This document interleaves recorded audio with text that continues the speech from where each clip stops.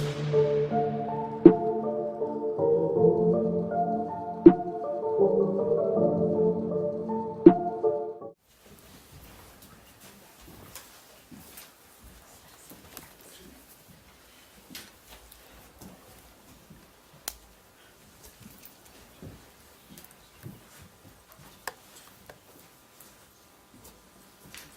right, good evening. The purpose for this press conference is to discuss the most recent developments regarding the murder of 13-year-old Kaniah Baker. We're joined by our city manager, Ms. Teresa Wilson, City Councilman Ed McDowell, Councilman Tyler Bailey, Chief Aubrey Jenkins, Richland County Coroner Nada Rutherford, and our Fifth Circuit Solicitor, Byron Gibson. Brutal, heinous, vicious, gruesome, monstrous, and disturbing. These are the words I use to describe this murder investigation. On Wednesday night at about 10:30 p.m., the Columbia Richland Fire Department responded to a reported structure fire at 114 Cardamon Court. That's in Capitol Heights neighborhood off of Farrer Road. That neighborhood consists of 102 residences, of which 30 are occupied. The location of the fire was in one of the 72 unoccupied units on the property.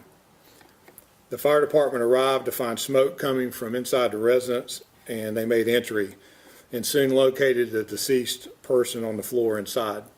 At that point, they contacted the police department, and of course we responded to the scene.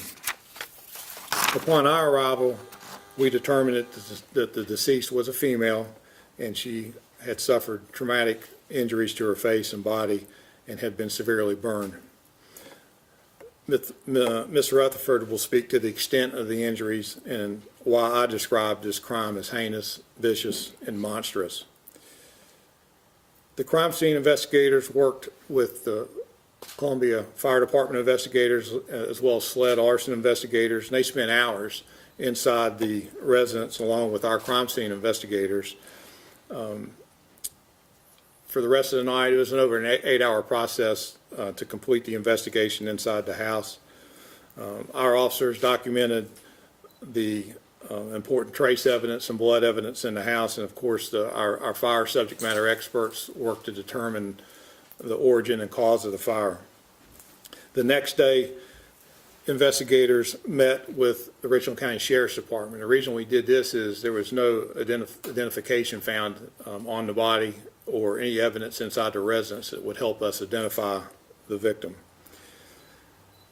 In our meeting with the Sheriff's Department, we learned that they had recently taken up an investigation of a missing juvenile.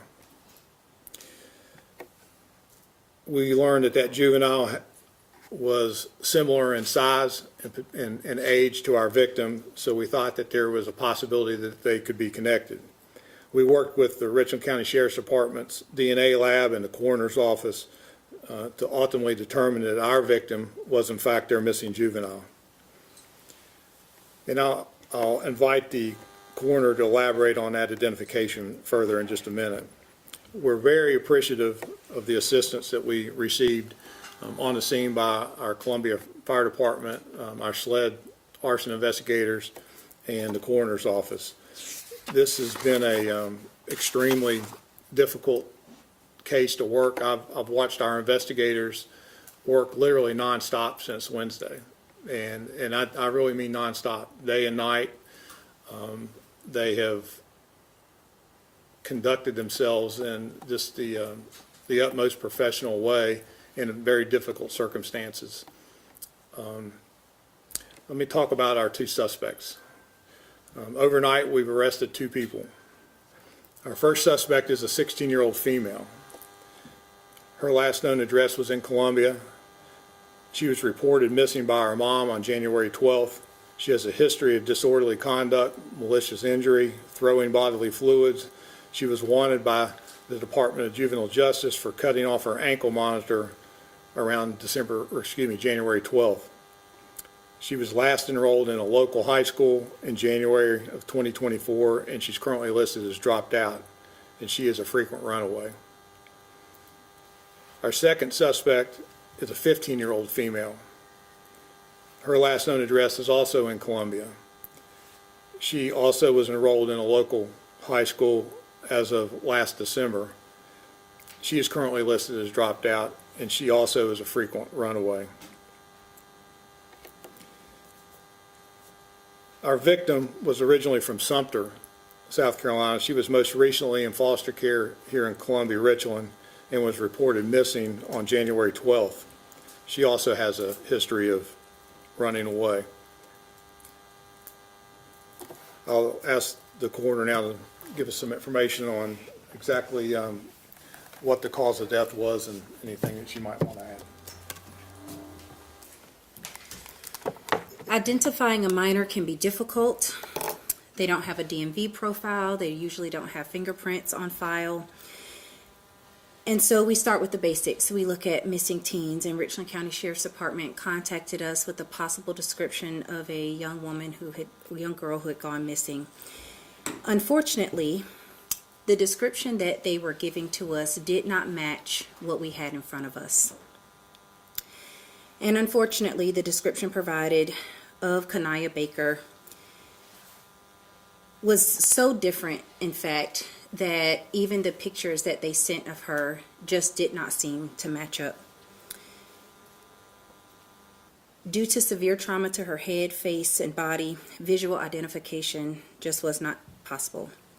And so we had to turn to science. We contacted Sheriff Leon Lott and asked him to please run DNA from dirty clothing found at the foster home that her foster mom brought to us.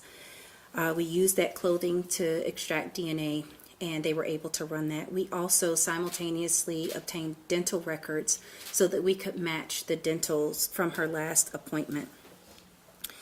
We were able to confirm that the young girl found in the burning house on Cardamom Court was that of missing teen Kanaya Baker. The manner of death is not an accident, and this is not a suicide. This is a horrible homicide. Her cause of death is blunt force trauma. And I want to address some rumors that I've seen online and from several media outlets who have called. She was not pregnant that we could visually see at autopsy. We're still waiting on slides, but at this time we do not have a confirmation that she was pregnant at the time of her death. Kanaya was bludgeoned, stabbed, and burned. We will continue to collaborate with law enforcement to bring justice to her and her family. And I just would like to say this. Dr. Bill Stevens and Ashley Gorganios, our Child Fatality Director, along with the Columbia Police Department and the Richland County Sheriff's Department, we've been up for days working this case and trying to find answers for this family. No parent should have to bury a child. I'll answer questions after Chief is finished if you guys would like. Thank you very much. I'd now like to ask our solicitor to provide some information regarding the charges against both of our suspects. Thank you. Thank you, Chief. This has been a study of collaborative investigation. So, of course, through the Columbia Police Department, the Fire Department, through SLED, through Richland County Coroner's Office, and the Sheriff's Department, that investigation has led us here today. And so it's with their hard work that we're here today, able to be in a position to tell you about how we expect to pursue justice in this matter. The two juveniles have been charged with murder, and it's our expectation, as you know, these are ongoing investigations, so there's information, as the coroner just told us, that we're still waiting on. But based on what we've seen at this point, it was brutal, it was heinous, it was all of those words the chief used. And we expect, after the review of this information, to petition the family court to prosecute these juveniles as adults because of the heinous nature of what happened. So at this juncture, it's not proper for me to go into details about what the prosecution will look like, but we will be continuing to assist in any way possible. And as that information becomes more readily available, we are prepared to proceed as we need to proceed. Thank you. Thank you. Yes, sir. I appreciate him speaking to that level of collaboration. Our violent crime unit, our police advisor, The solicitor's office, they have conferred throughout this, and that's how we arrived at where we are today. And I think it's also what makes us successful months and years down the road when we go to court and again, seek justice for Kaniyah Baker. Ms. Wilson, do you have anything you want to say? No.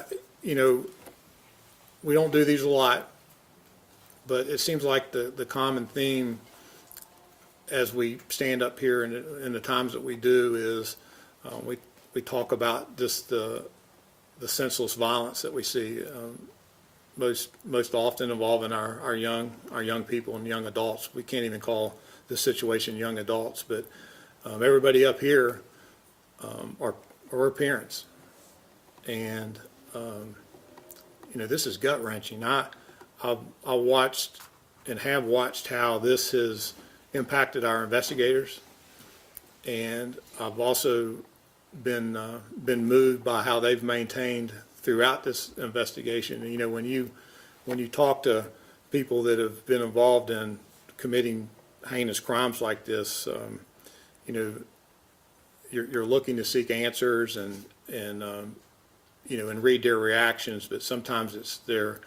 when there's no reaction is what's most troubling. And I don't know, you know, where we're at as a society or a community, but this shocks the conscience to me. And, you know, I hope as things move forward and, you know, more details, you know, come out and we're able to talk about it more, that we've got some work to do with our system. We've got some work to do with our young people.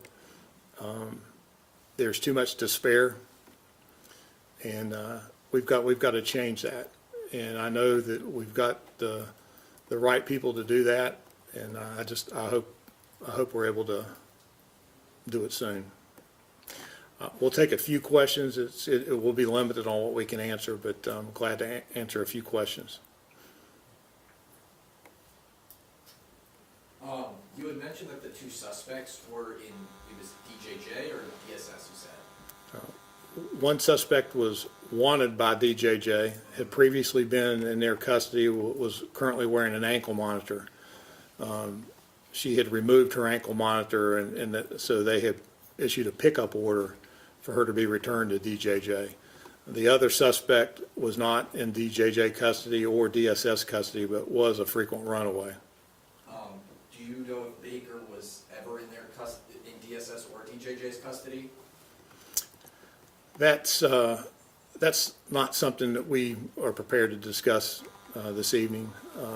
But again, it is, you know, certainly fair to say that she had been a previous runaway. And do you know if any additional arrests are going to be made? We don't know if any additional arrests are pending. We do know that we have the two people that are responsible for the death of Ms. Baker.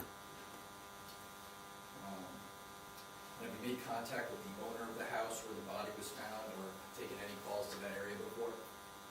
That's Capitol Heights. That's Housing Authority property, and we have been in contact. Are the suspects cooperating?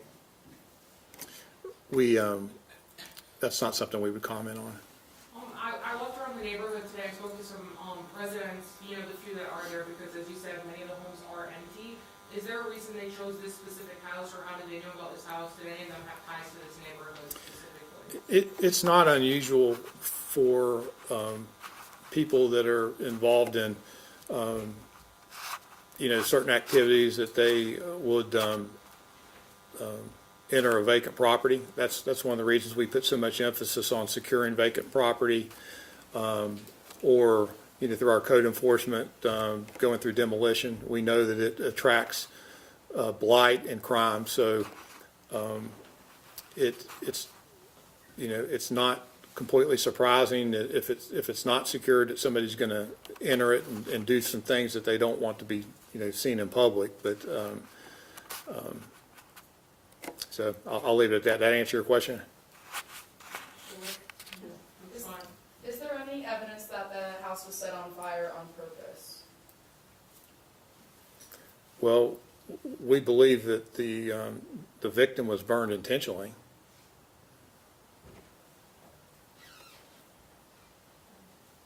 Is there any, we're seeing a lot of, just everywhere, not just the city of Columbia, we're seeing a lot of, youth in general acting up. Is there anything you want parents at home or any message you want them to know when we talk about situations like this? I think you got to be nosy and be involved in your children's lives and know where they are and who they're with and what they're doing. It's not that